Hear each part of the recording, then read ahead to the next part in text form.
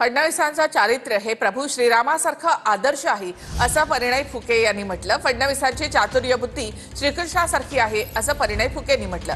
फडणवीसांची सहनशक्ती ही महादेवासारखी आहे असंही फुके म्हणतायत। तर फडणवीस सूर्यासारखे तेज आणि चंद्रासारखे शीतल आहेत असंही परिणय फुकेंनी म्हटलेलं आहे। विधान परिषदेमध्ये परिणय फुके यांनी फडणवीसांवर स्तुतीसुमनं उधळली आहे।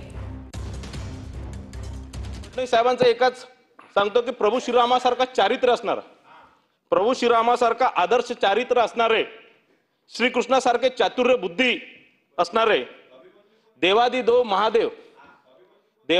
महादेव यांच्यासारखी सहनशक्ती असणारे आणि त्यांच्यासारखी विष पचवण्याची क्षमता असणारे एक नेते, सूर्यासारखा तेज असणारे, चंद्रासारखा शीतल असणारे असे एक नेते आपल्याला महाराष्ट्राला लाभले आहे। कारण हे विरोधकी आहे आज जे मला मधून बोलतात आहे